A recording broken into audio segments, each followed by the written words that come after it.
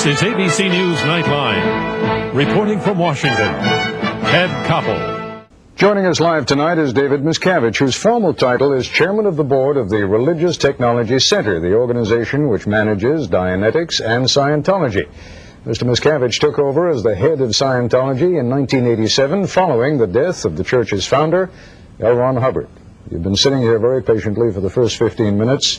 It's your turn. We're going to take a short segment here to talk, and then we'll take a break, and then we've got the rest of the program to talk. Where would you like to pick up on what many in our audience, I suspect, have seen for the first time about the Church of Scientology? Yeah, well, I think, I guess the first thing I would like to take up is the fact of the intro piece. There's no question that there's some controversy surrounding Scientology, but if you want to look at what the real controversy is, there's been stories like this one that we saw here for the past 40 years, and yet during that time period, Scientology has continued to grow. In fact, it's 25 times larger today than it was in 1980.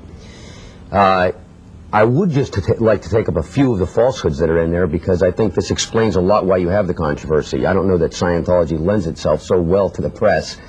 In this instance, we did agree that we would have your correspondents come in, and in fact, he did have unlimited access to the church. But then you get a piece like this. For instance, something that isn't mentioned in there is that every single detractor on there is part of a religious hate group called Cult Awareness Network, and their sister group called American Family Foundation. Now, I don't know if you've heard of these people, but it's the same as the KKK would be with the blacks. I think if you interviewed a neo-Nazi and asked them to talk about the Jews, you would get a similar result to what you have here. The thing I find disingenuous is that it's not commented upon, and yet, in fact, your correspondent Forrest and Deanna Lee were aware of this fact. And not only that, that is the source of where they receive these people to talk to. They didn't find them randomly. If I may just interrupt for a moment, you realize there's a little bit of a problem in getting people to talk critically about the Church of Scientology, because quite frankly, they're scared. Oh, no. Let me explain something to you. The most disingenuous thing is that you have those people. Now, let's not give the American public the wrong impression that these are people that randomly were pulled in from around the world and that they decide to talk against Scientology. Those people aren't scared, and they've been loudly speaking in the press. You showed me a book you had before the show that has many detractors. Same ones. So they're not really frightened. That's a good story. Actually, that wasn't a book. It was a collection of articles that has been written about you. The same people are quoted. No, what I was saying is the reason, perhaps, that we only hear from those folks is that there are a lot of other people who might be considered detractors of the church, and they, who do not belong to any organization, are quite frankly afraid to come out and speak. Well, I'm sorry. That story doesn't hold water, because I'll tell you, from my perspective, the person getting harassed is myself and the church. Let me give you an example. We did make access possible for Forrest. That isn't to say that he took advantage of it, Ted.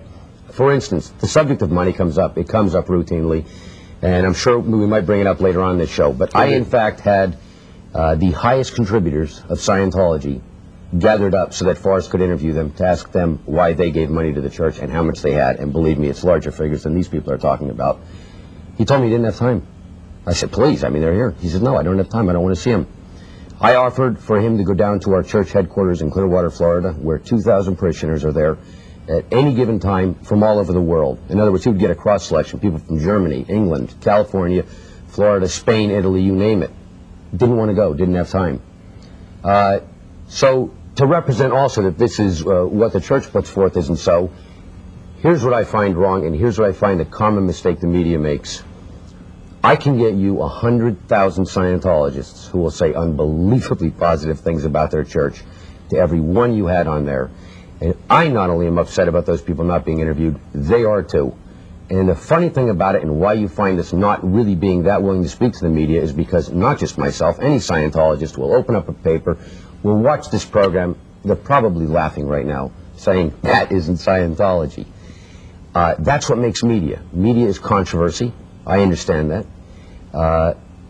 And if you really looked at the big picture of what's happening in Scientology, it isn't really controversial, certainly to the Scientology. We're going to have to take a break. Very good. I hope you understand that there's a little bit of a paradox in your saying, you know, we're not going to get a chance to listen to what Scientology is really about. We have with us, after all, since you were... Oh, absolutely. I'm just trying to correct this. I understand. We're going to be spending the rest of this hour in which I'll have a chance to talk to you, and you can clear up some of the misconceptions we have. Absolutely. Okay? Okay. We'll continue our discussion in a moment.